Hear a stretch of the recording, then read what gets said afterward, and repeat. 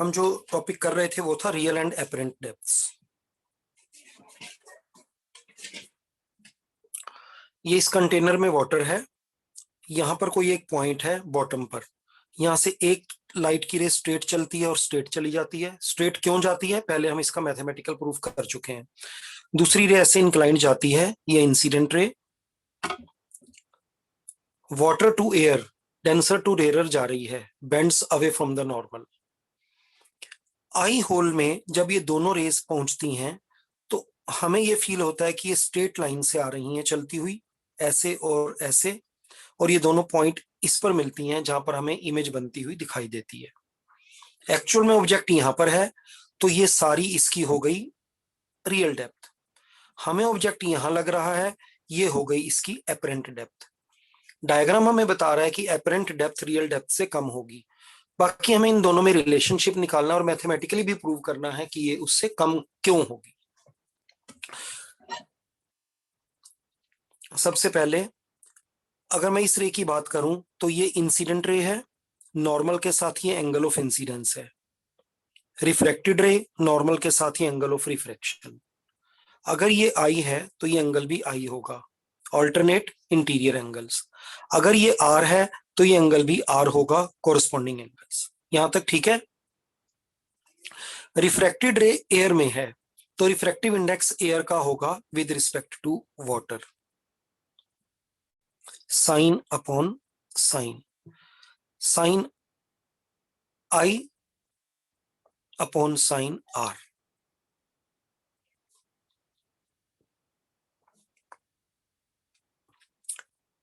आप इस ट्रायंगल में देखो और मुझे देखकर बताओ साइन आई किसके इक्वल होगा। मैं नाम रख देता हूं, इसको पी कह लो, इसको क्यू कह लो। मुझे बताओ साइन आई की वैल्यू कितनी होगी इस ट्रायंगल में, इस बड़े वाले ट्रायंगल में, ओ पी क्यू में sine I. Angle P O Q upon, नहीं नहीं नहीं, साइन आई एंगल नहीं, side upon side, perpendicular upon hypotenuse. Q I upon Q, perpendicular upon hypotenuse, तुम हाइपोटेन्यूज अपॉन बोल रहे हो। भाई ट्रायंगल देखो, ओ पी क्यू, ये एंगल 90 डिग्री का है। Sir P Q upon upon Q, Q, ठीक है, पी क्यू अपॉन क्यू। अब इस ट्रायंगल में आई पी क्यू में साइन आर की वैल्यू बताओ। P Q upon Q I, P Q upon Q I. Ultimately मेरे पास बच गया Q I upon Q O. तुम्हें ध्यान है मैंने ये क्या लिखा हुआ है, what is this? Eye hole, sir ठीक है ना? यस सर, लैग तो नहीं कर रही वीडियो? नो सर, ठीक है। अगर ये आई होल है तो ये तो बहुत छोटा है, इट मीन्स ये डिस्टेंस बहुत थोड़ा सा है, ये डिस्टेंस भी बहुत थोड़ा सा है। डायग्राम को मत देखो, as compare to this distance is very very small. In short diagram कुछ इस तरह से है।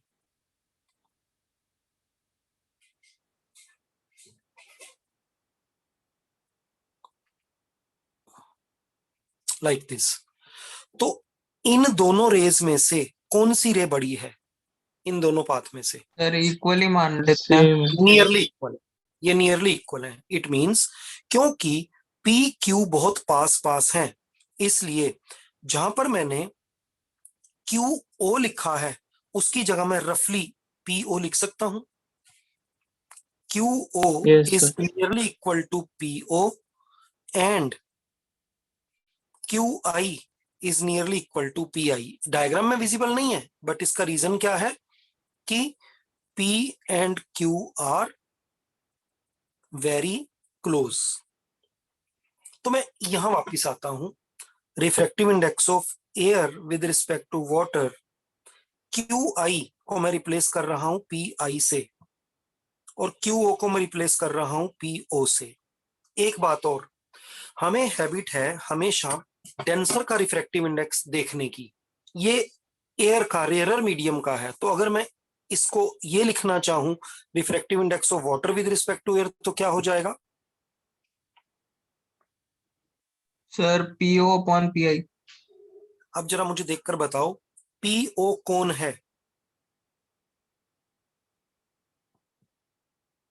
PO real depth, real depth, और PI apparent depth. It means हमारा फॉर्मूला ये निकला, रिफ्रैक्टिव इंडेक्स ऑफ वाटर या denser medium is equal to क्या? Depth real upon depth apparent. ये फार्मूला आप याद कर पाएंगे? Yes Yes, sir. sir. अब अगर मैं यहां से देखूं डेप्थ अपेरेंट, इसे ऊपर इसे नीचे ले आऊं, तो वो हो जाएगी depth real upon mu of water. Water का रिफ्रैक्टिव इंडेक्स 1 होता है, 1 से ग्रेटर होता है, 1 से लेस होता है? सर ग्रेटर होता है। ग्रेटर होता है। अगर डिनोमिनेटर 1 से ग्रेटर है तो ये रिजल्ट उससे छोटा हो जाएगा। मैं यहीं पे कंप्लीट कर देता हूं, as mu water is greater than 1, hence depth apparent is less than depth real. तो डेप्थ अपेरेंट रियल से कम क्यों होती है ये भी क्लियर हो गया, और साथ ही साथ हमें और क्या क्लियर हो गया कि उनके बीच में रिलेशनशिप क्या होती है। कुछ पूछना है इसमें आपको, आगे बढ़े?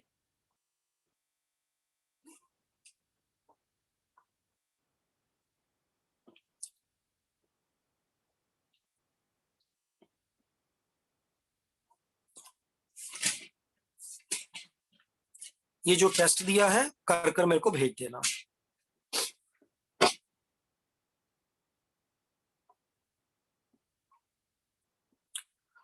टोटल इंटरनल रिफ्लेक्शन हमने पढ़ा था, और उससे रिलेटेड कुछ फिनोमिना भी पढ़े थे। एक दो और बातें अभी मिसिंग हैं, वो भी हम पढ़ लें। नॉर्मली जिस रूम में आप इस समय बैठे हुए अपने घर पर, उसमें एयर की डेंसिटी ग्राउंड से लेकर ऊपर तक बिल्कुल सेम है या चेंज होती है? जल्दी से बताओ। Change होती है. चेंज होती है, जैसे जैसे हम ऊपर जाते हैं डेंसिटी एयर की फिर कम होती है। कम होती कम जाती है. होती है, ठीक है। डेजर्ट में कुछ सिनेरियो उल्टा हो जाता है। डेजर्ट में सबसे पहले ग्राउंड जैसे बहुत गर्म होता है, तो उसके आसपास की एयर रेयर हो जाती है, और जैसे जैसे हम ऊपर जाते हैं डेंसिटी ज्यादा होती है। इस चीज को हम देखने की कोशिश करें, डायग्राम में कैसे दिखाएंगे।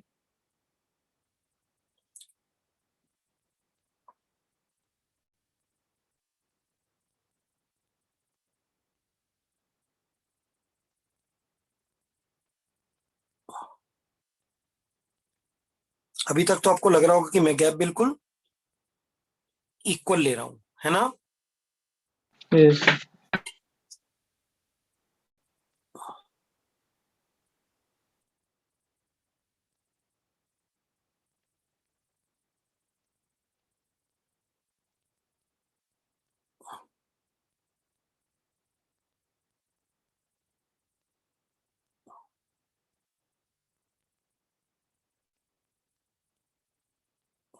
ठीक है। मैंने नीचे उनके बीच में एक ही लाइन ड्रॉ की थी, फिर अगली बार 2 की और अगली बार 3 की। तो जैसे जैसे मैं ऊपर जा रहा हूँ डेंसिटी इंक्रीज हो रही है। ये नॉर्मल लाइफ में ऐसा नहीं होता। जब एक्सट्रीम हॉट कंडीशंस होती हैं तो ग्राउंड हमारा काफी गर्म हो जाता है, उसके आसपास की एयर रेयर हो जाती है, नीचे डेंसिटी कम होती है, कंपैरेटिवली ऊपर ज्यादा होती है। हाँ, बहुत हाइट पर जाकर सिनेरियो नॉर्मल हो जाएगा। अब सपोज करो यहाँ पर एक ऑब्जेक्ट है, इससे एक ट्री है। हम टॉपिक पढ़ने जा रहे हैं मिराज। इस ट्री से एक लाइट की रे ऐसे चलती है। ये किस मीडियम में जा रही है? डेंसर टू रेयरर या रेयरर टू डेंसर? बस सिंपली ये बता दो। Denser to rarer.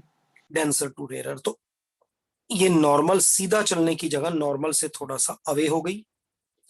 Still it is going from denser to rarer, तो सीधा चलने की जगह ये नॉर्मल से थोड़ा सा अवे हो गई।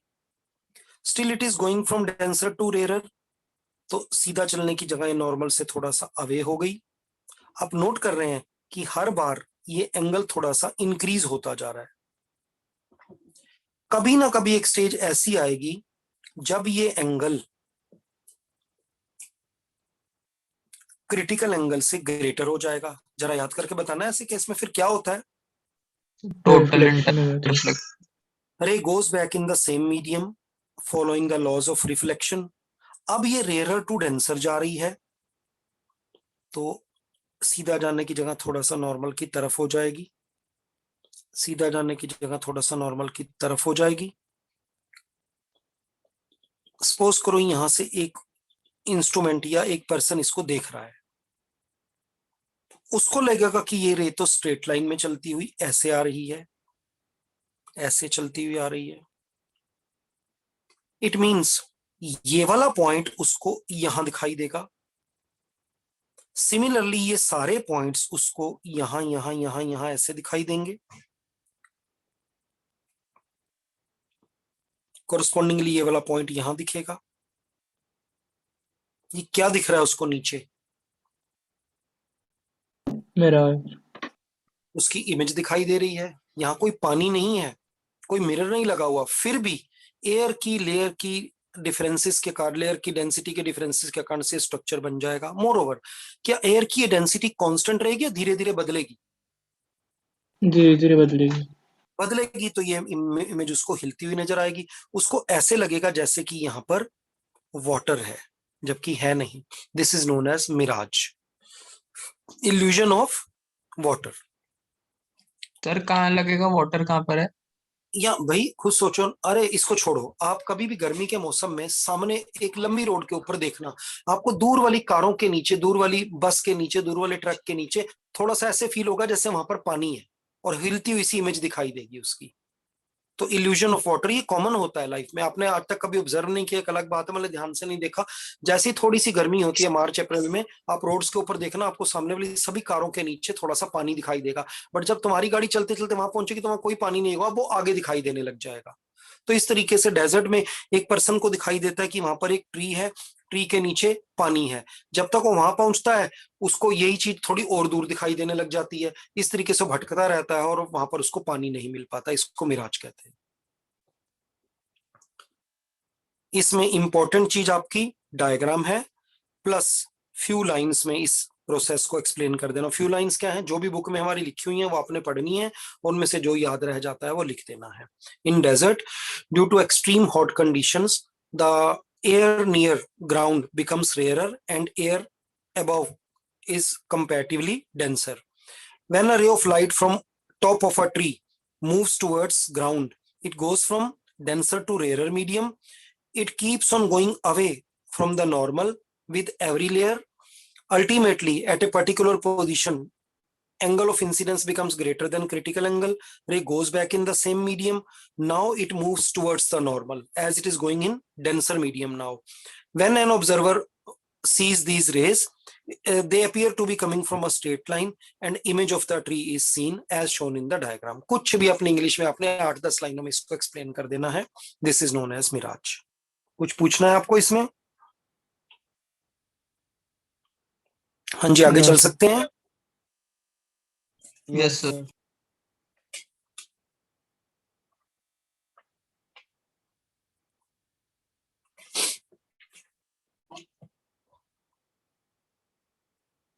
ये हमने 10th में भी कहीं ना कहीं देखा होता है, लूमिंग। नॉर्मल लाइफ में हमारे रूम में नीचे की लेयर डेंसर है, ऊपर की रेयरर है, और अगर एक्सट्रीम कोल्ड कंडीशन होगी तब तो ये चीज और बढ़ जाएगी। अब हम देखते हैं ओशन में पोल्स के पास क्या होता है।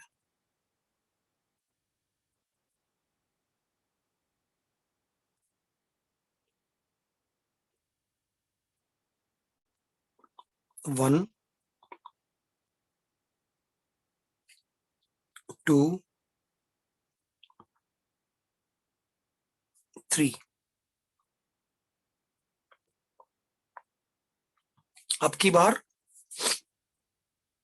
नीचे वाली लेयर्स मैंने कैसी ली हैं? डेंसर, इवन एक्सट्रीम डेंसर, और जैसे जैसे ऊपर जा रहे हैं वो रेयर होती जा रही हैं।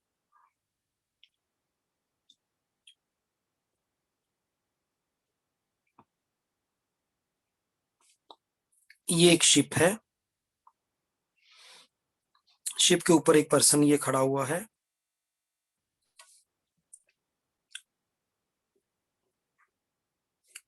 यहां से लाइट की रे एक हम इधर भी चला सकते हैं, इधर भी, बट अगर हमारे को टोटल इंटरनल रिफ्लेक्शन का यूज करना है तो हमें किधर से किधर जाना है? डेंसर टू रेयर या रेयर टू डेंसर? जवाब तो भाई denser to rarer. Denser to rarer. तो मान लो हमारी लाइट की रे यहां से चलती है, ये ऐसे गई, it is going in rarer medium, normal से थोड़ा सा अवे हो गई। Still it is going in rarer medium, normal से थोड़ा और अवे हो गई। अल्टीमेटली कहीं ना कहीं क्या हुआ, ये जल्दी बताओ, कहीं ना कहीं क्या हो जाता है? I greater than C. I greater than C. अब ये वापिस आ जाएगी,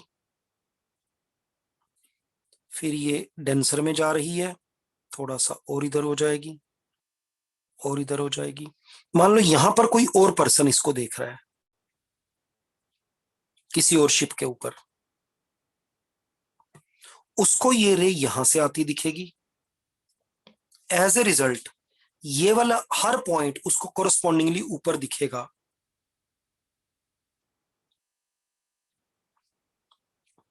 और उसको शिप कहां पर दिखाई देगा?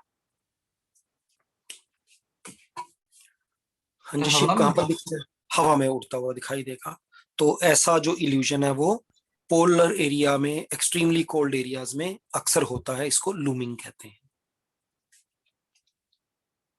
Again diagram plus few lines.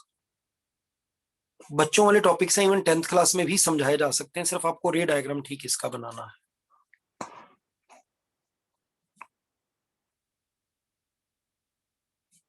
Rainbow, rain के बाद वाटर की छोटी छोटी ड्रॉपलेट्स एटमॉस्फेयर में सस्पेंड हो जाती हैं, हवा में लटक जाती हैं। इन ड्रॉपलेट्स की शेप कैसी होती है? हाँ जी जवाब दो। Sir, drop जैसी। ड्रॉपलेट की शेप वैसे तो स्फेरिकल होनी चाहिए, बट ग्रेविटी के इफेक्ट के कारण से थोड़ा सा इलोंगेटेड होती है। देखते हैं कैसी होती है। एक काम करें, हम इसको नेक्स्ट पेज पर बनाते हैं।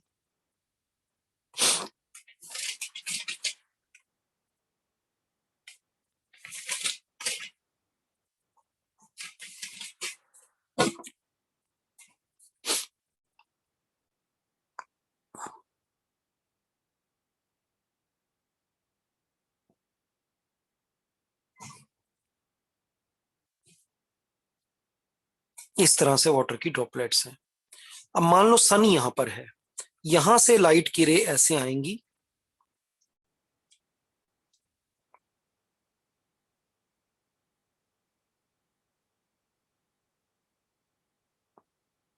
यहां पर ये रिफ्रैक्ट हो गई और यहां से बाहर निकलना चाहती है। बट अगर angle of incidence greater than critical angle हुआ तो ये अंदर ही वापस मुड़ेगी और फिर यहां से बाहर निकलेगी। दो रेज हमने लेनी है। Again it entered the droplet, suffered refraction. If angle is greater than critical angle, it suffered total internal reflection and then it came out.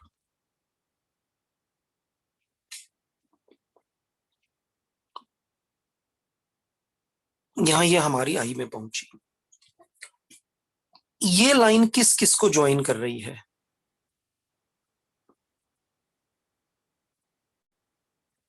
हाँ जी बताओ। अरे सोर्स को, लाइट के सोर्स को आई से ज्वाइन कर रही है। इसके साथ ये कुछ पर्टिकुलर एंगल्स हैं, θ1 एंड θ2। बुक में देख लेना, 41 डिग्री एंड 43 डिग्री के आसपास ये होने चाहिए। एग्जैक्ट वैल्यू बुक से देख लेना। अभी पहले प्रोसेस को समझ लो। मुझे बताओ यहां पर इस रे ने कितने रिफ्रैक्शन फील किए और कितने total internal refraction? Sir, 4 times refraction. ये सिर्फ एक रे की बात है। एक ड्रॉप में। हाँ एक ड्रॉप में। सर 2 बार रिफ्रैक्शन और और 1 बार टोटल रिफ्लेक्शन। इंटरनल रिफ्लेक्शन एक बार। ठीक है। मोर ओवर ये ड्रॉप स्फेरिकल नहीं है, स्लाइटली प्रिज्मेटिक है। तो इसमें से आने के बाद हमारे को ये डिस्पर्स होकर डिफरेंट कलर्स दिखाएगी। अब मान लो 1 मिनट के लिए 43 डिग्री पर हमारे को रेड कलर दिखाई देता है। तो ये लाइन, जो लाइन सोर्स को आई से ज्वाइन कर रही है, उसके साथ 43 डिग्री का एंगल यहां पर भी बन सकता है, इधर भी बन सकता है, इधर भी, इधर भी, इधर भी, पूरा एक सर्कल में इसको घुमा सकता हूं। अगर मैं आपको कहूं इन दो लाइंस के बीच में 20 डिग्री का एंगल दिखाओ, तो यहाँ भी हो सकता है, यहाँ भी हो सकता है, यहाँ भी हो सकता है, यहाँ पर कहीं पर भी, ये यहाँ भी, यहाँ भी, यहाँ भी, किसी भी जगह पर मैं सेम एंगल को क्रिएट कर सकता हूँ। तो अगर मान लो 43 डिग्री पर मुझे रेड दिखाई देता है, तो इस लाइन के साथ वो 43 डिग्री तो पूरा एक सर्कल में बनेगा, तो मुझे रेड कलर का एक सर्कल दिखाई देगा। अगर 41 पर मेरे को वायलेट दिखाई देता है, तो आई को सोर्स के साथ ज्वाइन करने वाली जो लाइन है, उस लाइन के साथ 41 डिग्री पर मुझे पूरा वायलेट का एक सर्कल दिखाई देगा। पर प्रैक्टिकल लाइफ में हमें पूरा सर्कल नहीं दिखता, क्योंकि अर्थ का जो फ्लैटनेस है वो मेरे सामने आ जाती है। अर्थ है तो कर्व्ड, बट लोकल एरिया में देखने पर मुझे फ्लैट दिखती है। अर्थ का जो सरफेस है वो उसको काट देता है, इसलिए मुझे सेमी सर्कुलर पार्ट में ये चीजें दिखाई देंगी।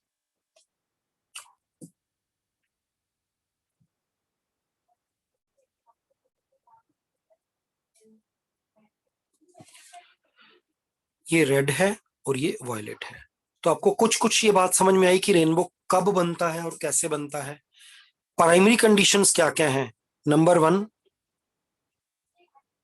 कंडीशन आफ्टर रेन की होनी चाहिए, काफी हैवी बरसात के बाद का सीन होना चाहिए। और क्या क्या जरूरी है? सर वो 43 डिग्री का एंगल बनना चाहिए। नहीं, वो एंगल्स बात लास्ट पॉइंट है।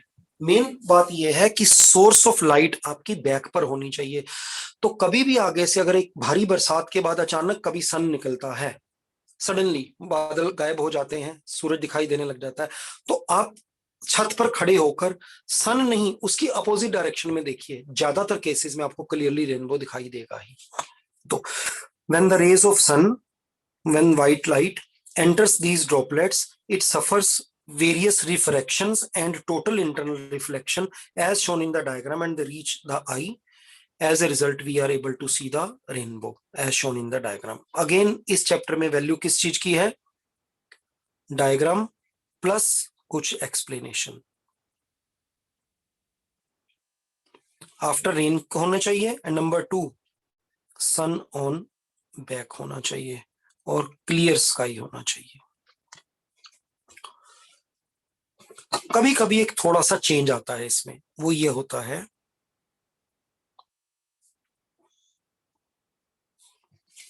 कि सन की रेस, सन के क्योंकि सन उस समय बिल्कुल हमारे सर के ऊपर नहीं है, कहीं इंक्लाइंड है, शाम का टाइम है, अर्ली मॉर्निंग का टाइम है, तब आपको ज्यादा चांसेस होंगे दिखने के। सन हमारे कंपैरेटिवली डाउन है और रेन की ड्रॉपलेट्स बड़ी हाइट तक लटकी हुई हैं, तो ऐसा भी हो सकता है। ये यहां गई, क्या हुआ? रिफ्रैक्शन, टोटल इंटरनल रिफ्लेक्शन, फिर से टोटल इंटरनल रिफ्लेक्शन, और फिर रिफ्रैक्शन होकर ये इधर आई। एक बार फिर से देख लो, ड्रॉपलेट में ये रेन नीचे से एंटर की, पहले क्या होगा यहां पर? जल्दी से बोलो भाई। रिफ्रैक्शन, रिफ्रैक्शन हुई। अब यहां पर क्या हुआ?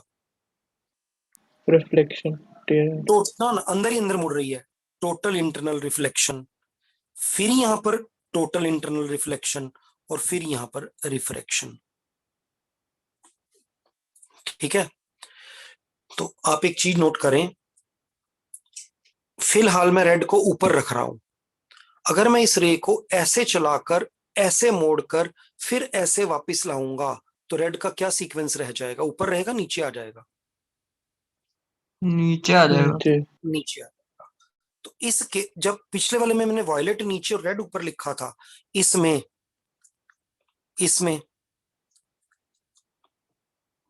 रेड का सर्कल नीचे और वॉयलेट का सर्कल ऊपर होगा। इसको कहते हैं सेकेंडरी रेनबो। सेकेंडरी रेनबो में क्या डिफरेंस है? पिछले वाले में एक टोटल इंटरनल रिफ्लेक्शन हुआ था, रिफ्रैक्शन 2 थे। इसके अंदर रिफ्रैक्शन भी 2 हैं और टोटल इंटरनल रिफ्लेक्शन भी 2 हैं। मोर ओवर ये रेयरली बनता है, मोर ओवर ये कुछ फेंट बनता है। क्यों? क्योंकि इसके जो सर्कल होंगे वो ऊपर होंगे, ज्यादा बड़े होंगे, सेम लाइट ज्यादा रीजन में फैल जाएगी, तो ये थोड़ा सा फेंट दिखाई देगा।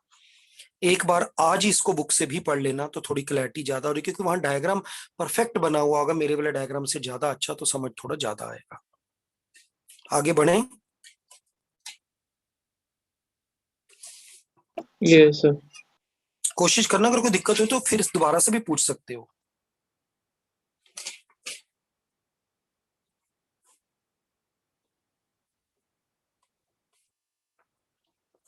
रेले law,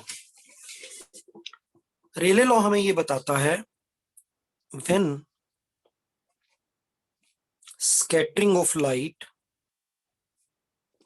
takes place and size of medium particles is comparable to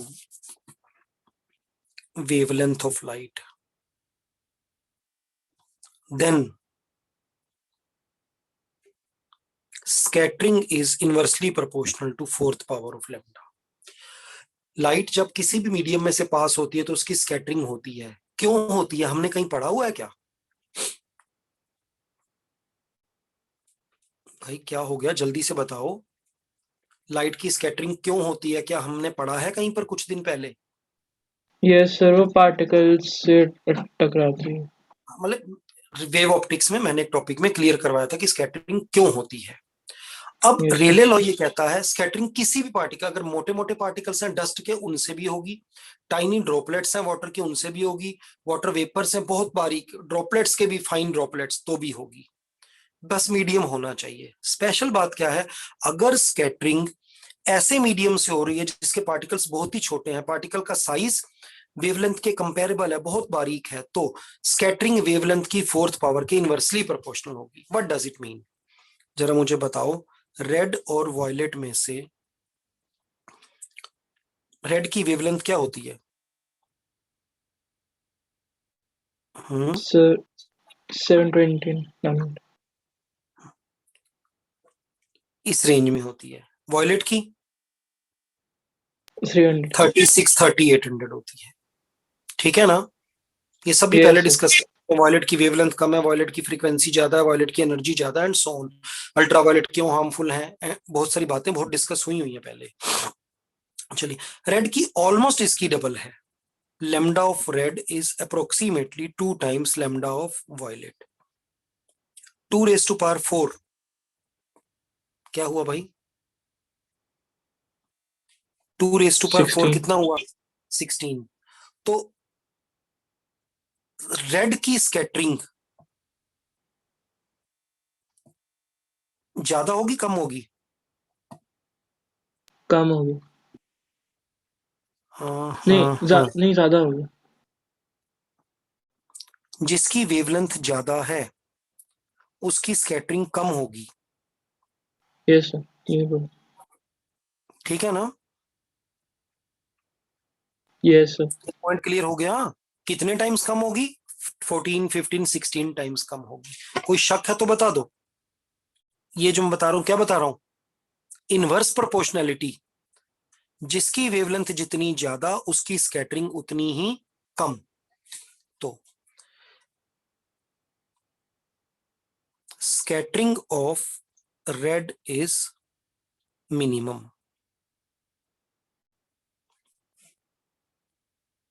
अगर मैं स्कैटरिंग की बात करूं,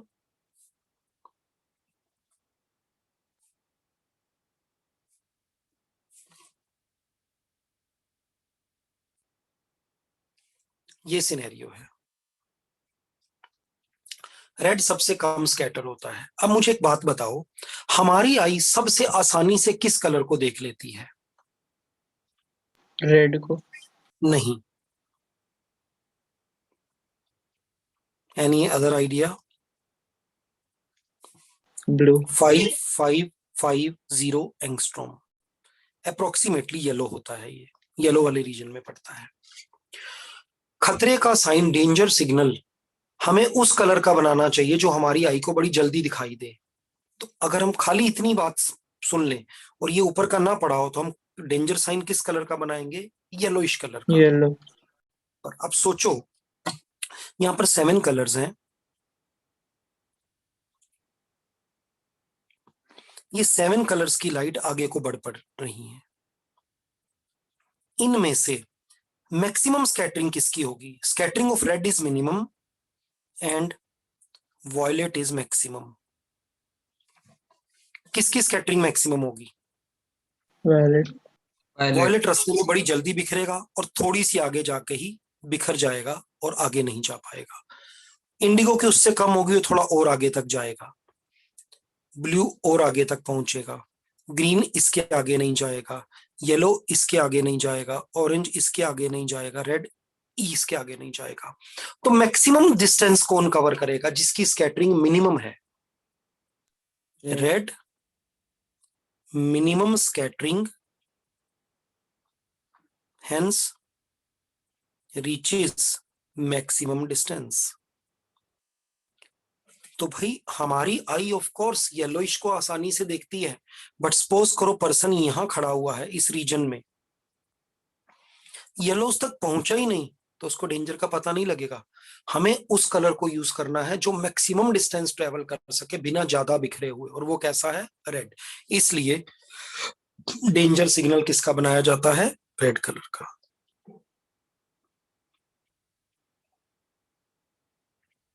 सर कुछ हमारी पूछिए। आंखें येलो पे क्यों सेंसिटिव है? वो ये तो रॉड्स हमारा और जो कोन की वजह से। एवोल्यूशन हुआ है, हाँ, रॉड्स एंड कॉन्स जो है हमारे उसमें, उस हमारा जो एवोल्यूशनरी स्ट्रक्चर है उसमें ओवरऑल इसकी उसके कारण से ऐसा हुआ है। तो वो बहुत डेप्थ में जाना पड़ेगा आपको यदि वो सारी चीजें समझनी है, बायो की भी नॉलेज होनी चाहिए। मेन पॉइंट है द फैक्ट इज ह्यूमन आई इसके लिए मोस्ट सेंसिटिव है। तो इसके बावजूद भी हमने येलो कलर को डेंजर सिग्नल में यूज क्यों नहीं किया, ये हमारा क्वेश्चन था। तो वो यहाँ से रेले लॉ से क्लियर हो। रेले लॉ की और बड़ी सारी एप्लीकेशन हमें देखनी है। अर्ली मॉर्निंग में और शाम के समय स्काई का कलर कैसा होता है? Orangish. Orangish reddish, saffron colour.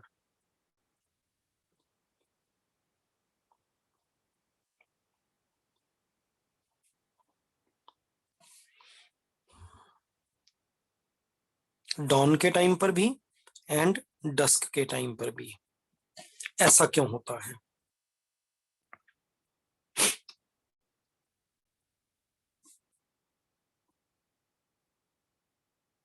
हमारी अर्थ के आसपास एटमॉस्फेयर की एक लेयर है,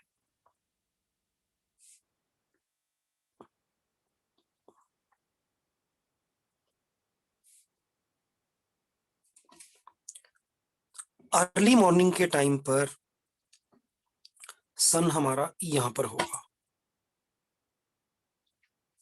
ये किसकी लेयर्स बनाई है मैंने? एटमॉस्फेयर। एटमॉस्फेयर की।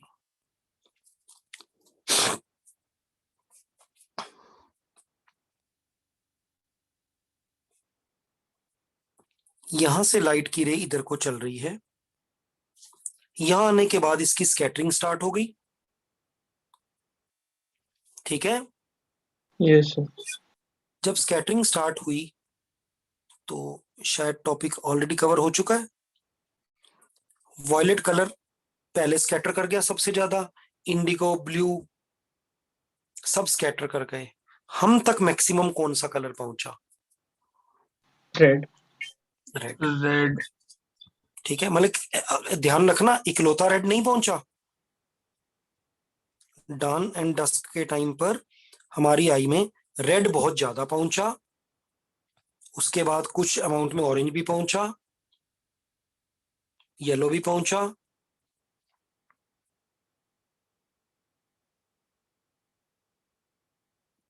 ठीक है, पहुंचे तो सारे, बट वॉयलेट बहुत थोड़ा सा पहुंचा, रेड और ऑरेंज बहुत ज्यादा पहुंचे। तो इन सब के डिफरेंट रेशियोज का जो मिक्सचर है वो सेफ्रन की फॉर्म में हमारे को दिखाई देता है। ये पॉइंट क्लियर हो गया? Yes sir. ठीक है। अब दोपहर के समय नून टाइम पर सन यहां पर है, लाइट की रे ऐसे आई हमारी तरफ, मैक्सिमम कलर कौन सा स्कैटर हुआ? Again violet. वॉयलेट स्कैटर हुआ इधर। तो जब यहां खड़े पर्सन ने स्काई की तरफ देखा तो उसे स्काई में कौन सा कलर दिखाई देगा ज्यादा? वायलेट। उसे वॉयलेट और उसके पड़ोसी वॉयलेट, इंडिगो, ब्लू जो स्कैटर्ड है वो दिखाई देंगे। इसलिए स्काई कलर कैसा होता है? ब्लू। वॉयलेट, इंडिगो, ब्लू का मिक्सचर होता है। उसमें भी थोड़ा सा रेड कलर होता है, थोड़ा सा येलो ऑरेंज ग्रीन भी होते हैं, बट प्राइमरीली वहां पर कौन सा कलर बिखरा होता है स्काई के अंदर, स्कैटर्ड कौन सा कलर होता है, वॉयलेट और इंडिगो और ब्लू। इसलिए हमारे को इनका मिक्सचर, स्काई का कलर ब्लू दिखाई देता है, बट इवनिंग के टाइम पर हमारे को, देखो ये जो वॉयलेट कलर स्कैटर हुआ है, आप कहोगे ये क्यों नहीं दिखा, दोनों बातों का डिफरेंस समझो। यहां पर एयर की लेयर ज्यादा ट्रेवल्स करनी पड़ रही है या यहां पर ज्यादा ट्रेवल करनी पड़ रही है, डॉन के टाइम पर ज्यादा ट्रेवल करनी पड़ रही है या नून में, डॉन में। डॉन के टाइम पर ज्यादा ट्रेवल करनी पड़ रही है। तो ये जो वॉयलेट स्काई में बिखरा है वो यहाँ के पर्सन को नहीं दिखाई देगा, यहाँ के पर्सन को तो अपने ऊपर का स्काई दिखाई देगा, उस डायरेक्शन में देखने पर इसको वही कलर दिखेगा जो इस तक आ रहा है, इसलिए वो रेडिश दिख रहा है। जबकि दिन के टाइम जब आप स्काई में ऊपर देखोगे इधर उधर, तो आपको वो कलर दिखाई देगा जो स्कैटर्ड ज्यादा है। थोड़ा आराम से सोचना कि दोनों बातों में डिफरेंस क्या है। ये डायग्राम में लग रहा है कि ये डिस्टेंस इससे डबल है, एक्चुअल में डिस्टेंस इससे 10 टाइम्स भी ज्यादा हो सकता है। ये भी स्काई वॉयलेट दिखाई देगा, आप बता सकते हो किसको? सर जो स्पेस ऑर्बिट में हो। नहीं नहीं, जो लोकल पर्सन यहां पर होगा उसको ये वाले वॉयलेट वगैरह ज्यादा दिखेंगे, क्योंकि उसके लिए सन उसके सर पर होगा।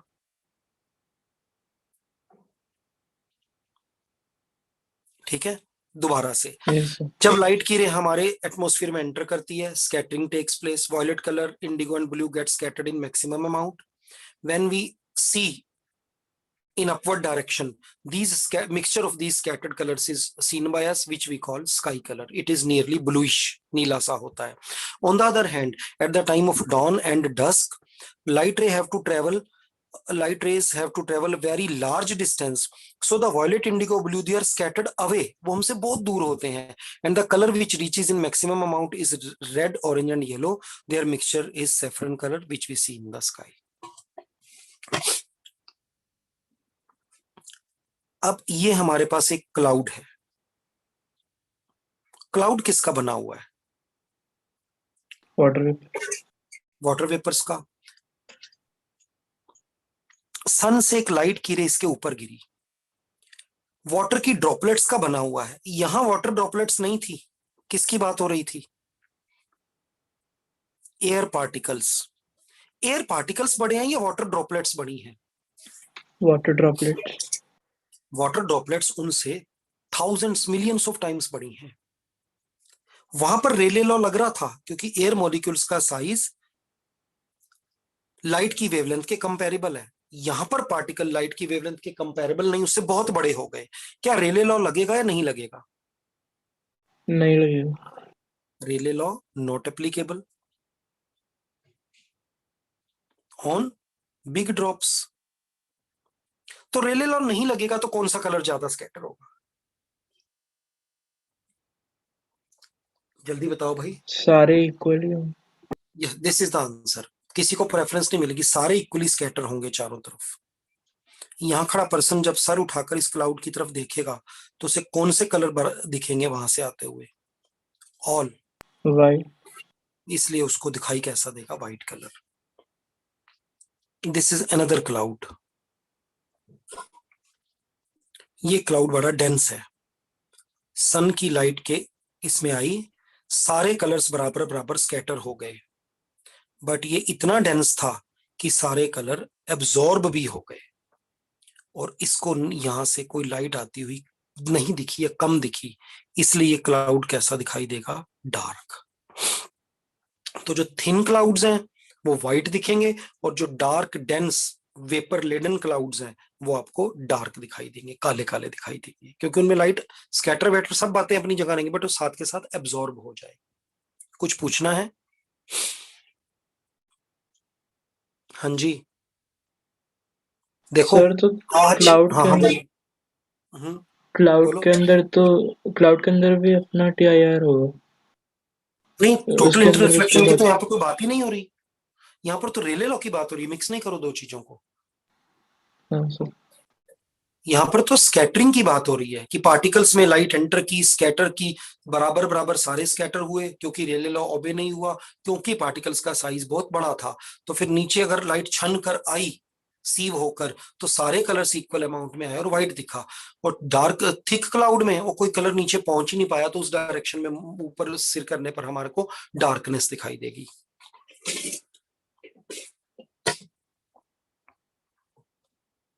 मैं बार बार बता रहा हूं कि ये टॉपिक्स हमारे 12th क्लास के लेवल के नहीं है, बहुत लो लेवल के। ये वाले तो सर खुद ही मतलब रीड करके हो जाएंगे। हाँ हाँ, पर बेसिक तो मुझे बताना है ना। हाँ। मतलब कि हम छोड़ तो नहीं सकते ना कि ये खुद कर लेना, रटने वाले नहीं है, बेसिकली कुछ ना कुछ कंसेप्ट है। नहीं तो क्या होता अगर मैं आपको कहता ना खुद कर लो, तो एक दिन 1 घंटा क्या उससे ज्यादा टाइम मुझे अलग अलग लोगों की क्वेरीज को सॉल्व करने में निकल जाता है इसका, इसलिए हम ये करते हैं। मैंने जो टेस्ट दिया है उसको मुझे कर कर जो जो नंबर लिखा है उस पर भेजना, इस नंबर पर नहीं भेजना मेरे, उसको मैं टैब में चेक कर पाऊंगा।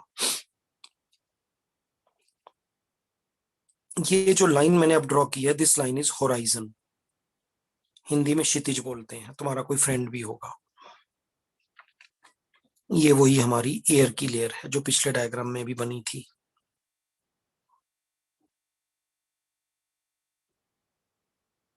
राइट।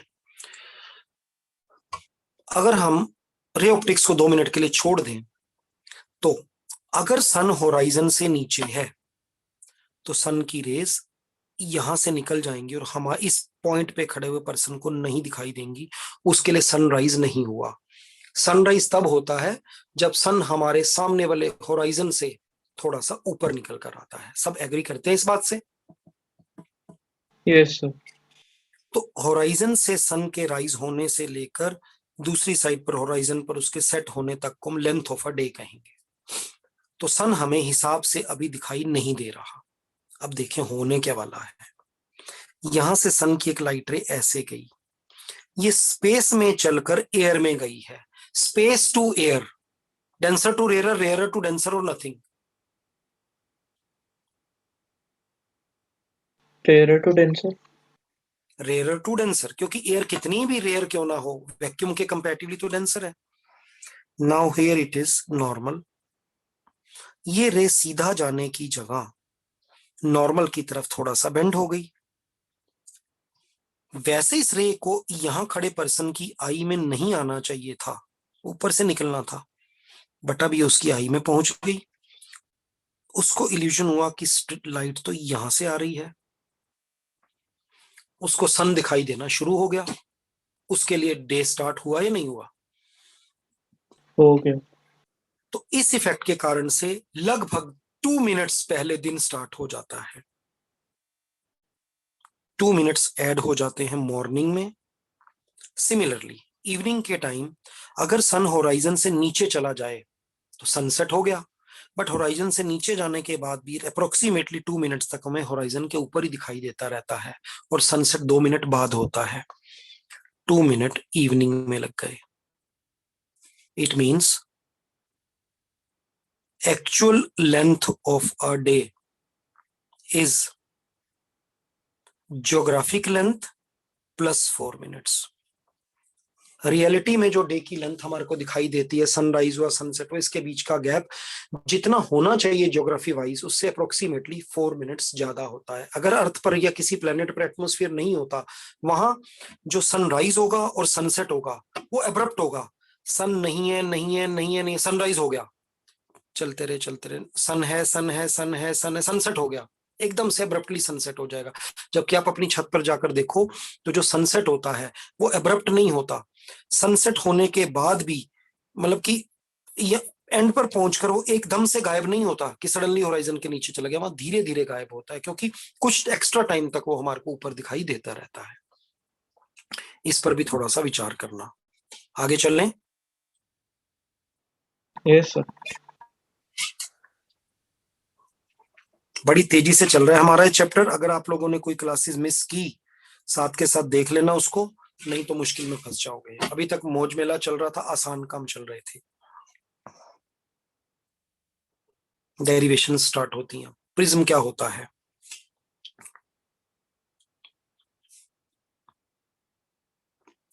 ये दो रिफ्रैक्टिंग सरफेस हैं, मीन्स ये ग्लास है पूरा,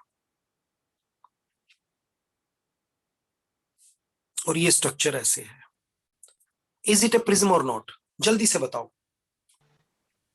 Yes, sir. तो प्रिज्म के लिए को ऊपर टच करना जरूरी नहीं है, होना क्या चाहिए? Two plane refracting surfaces intersecting at any angle. In short, non parallel होने चाहिए, चाहे उनके बीच में एंगल 1 डिग्री का हो, हाफ डिग्री का हो, 60 का हो, 90 का हो। जनरल हमारा जो प्रिज्म होता है उसमें हम टॉप पर एंगल 60 ही लेते हैं।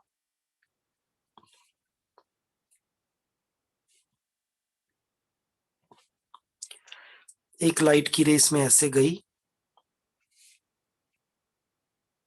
ये रहा नॉर्मल।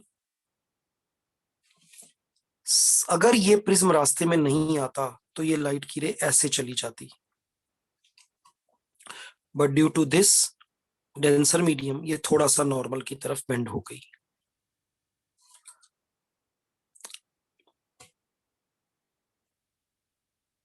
अब यहां पर ये रेयर में जा रही है, ये बाहर चली गई। ये डायग्राम आपको समझ में आ गया? Yes Yes, sir. sir. Incident ray, refracted रे, एमर्जेंट रे। इंसिडेंट रे और नॉर्मल के बीच में एंगल ऑफ इंसिडेंस, एमर्जेंट रे और नॉर्मल के बीच में एंगल ऑफ एमर्जेंस। ऐसा जाने की जगह ये रे ऐसे मुड़ गई है, so this is angle of deviation. मैं इसको थोड़ा नीचे कर कर दोबारा से बनाता हूं ताकि एंगल बड़े बड़े बने और हम एक लास्ट डेरिवेशन कर सकें। ध्यान रखना, हमें थोड़ा सा नीचे बनाना है डायग्राम, और काफी बड़ा बनाना है ताकि समझ सकें।